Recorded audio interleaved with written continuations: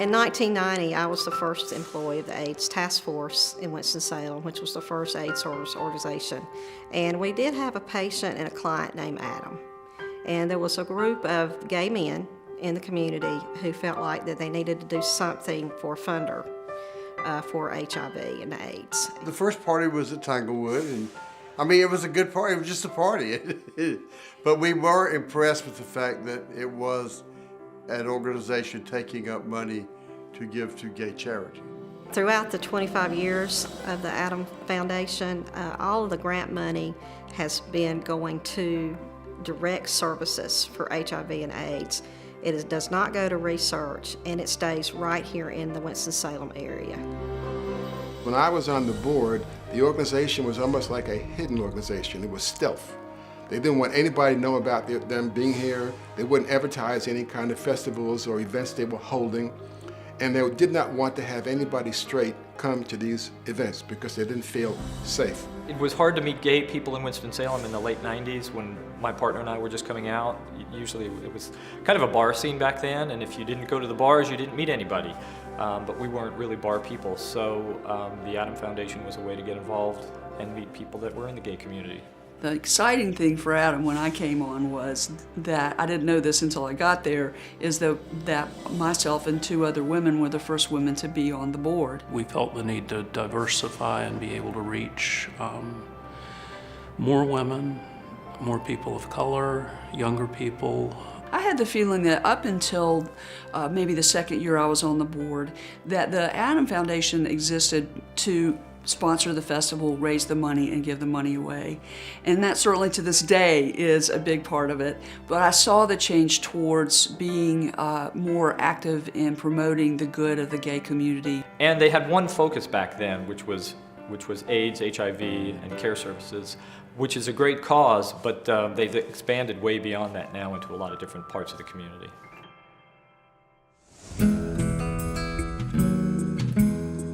With reaching out to the community and having the different events, we started talking to everyone. What are the needs? What does Winston-Salem need? I think it's a good idea that you're not just waiting for something to be formed and happen. You're helping create it, you're helping to make things happen because you are taking the initiative to do something where you see a need. I think that's great. I think that's really an evolution of the way the Adam Foundation originally started. And so with that, we decided let's put together some initiatives. Again, it gets back to looking out at the community. What do we need? Well, our aging friends, they need. Our youth, they need. Our families, they need. I think one of the great things about the initiative program that the board has going on right now is that it gives people something to look at and say, I want to work on that piece. Maybe I'm not as interested in every single piece, but that one or two really stand out for me. The aging initiative is very important to me. And when we get old enough, we'll use it. Of course, one of the things I'm really grateful to see that Adam is doing, especially at this time of my life, is the dollars that it's committing to helping my population as we age, face the issues that we face, and particularly if you are alone. Adam is one of the few places here in our particular neck of the woods that gets that the T belongs to the LGBT, and that there is a recognition within Adam that the continuum itself is a continuum, that we're all just people trying to be people.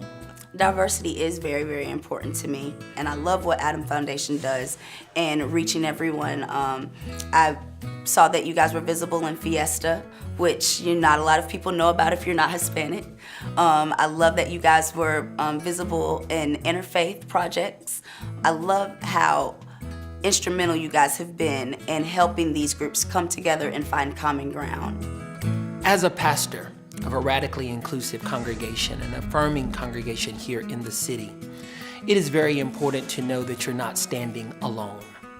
It can be a very lonely journey, but here in Winston-Salem, we have had the privilege of not just having the Adam Foundation, but also Interfaith Voice and other affirming congregations to work together. One of the best partners that interfaith initiatives have had in this area has been Adam Foundation.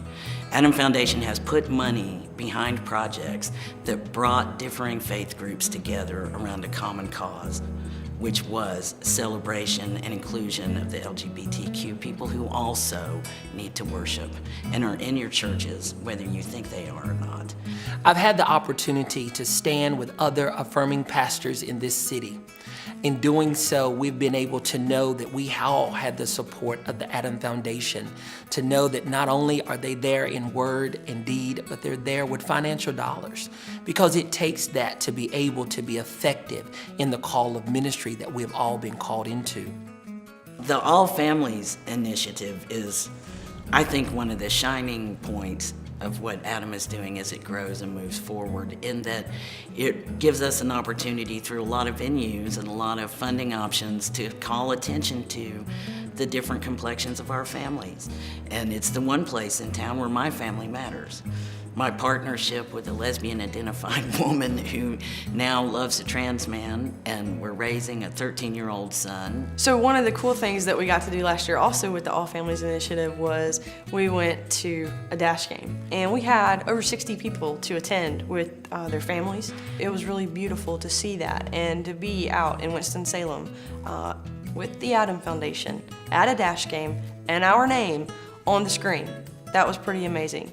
It was a really, really good moment for us. What's, I guess, was the most empowering for me is I want to help people. That's the main thing, I want to help people. And so, I'm gonna get teary-eyed, sorry. I understand kids that have been disowned by their family. I get that. So we found out that a young man came out to his parents and he was kicked out of the house. What's he gonna do? Where's he gonna go? And, you know, even if you are a gay youth and you go to a shelter, there's a lot of bias and prejudice there, and you can be in danger.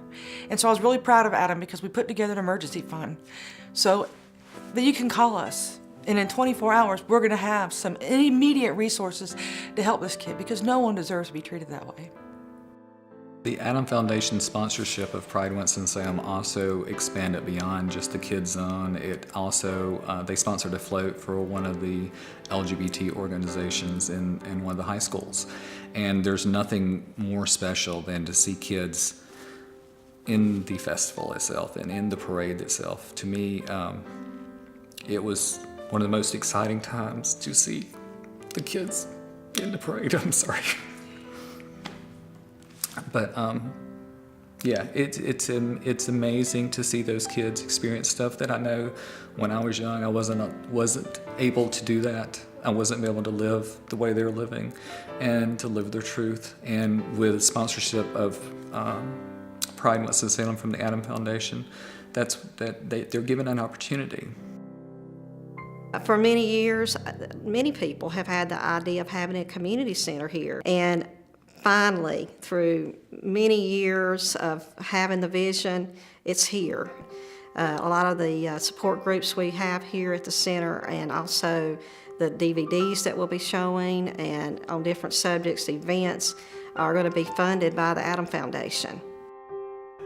I really was thrilled that we came to see that as part of our mission, that we as a board appreciated the role that arts plays in healing and wellness, the role that arts plays in helping people understand the LGBT community, the role that it plays in getting our stories out there and building alliances with other communities, in dispelling myths and prejudices.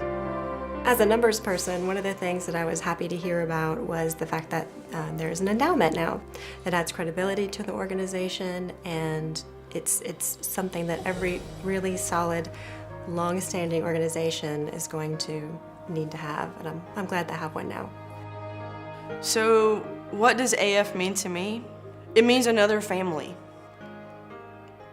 It has been a blessing for me to be associated with so many people in the community. And for me, that's very important, because the support that I get from my Adam family is something that I don't necessarily always get from my own family. If you're looking for a place to be, where you can feel like you're really making a difference, and at the same time embrace something specific that is passionate making for you, that gives you a sense of purpose and belonging. Adam Foundation is that place, and it's important work. The most powerful statement I ever received was from a founding member of Adam, and it was at the sponsor party. My partner's parents let us have the sponsor party at the greenhouse, and he pulled me aside and he said, I am amazed, because when Adam first started, we were in the underground, we were hiding, we were scared, and now we're in a prominent neighborhood in Winston in a glass house for everyone to see. Since I've been off the board, something that I've really been happy to see in terms of progress for the foundation is the way the tent has widened. There are so many more people who feel like the Adam Foundation represents them and supports their causes.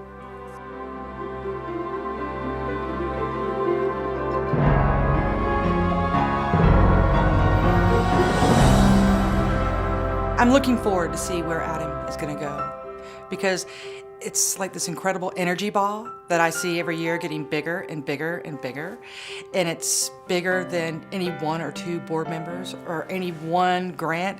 It's all encompassing. It's amazing, and I can't wait to see the next 25 years how big it gets.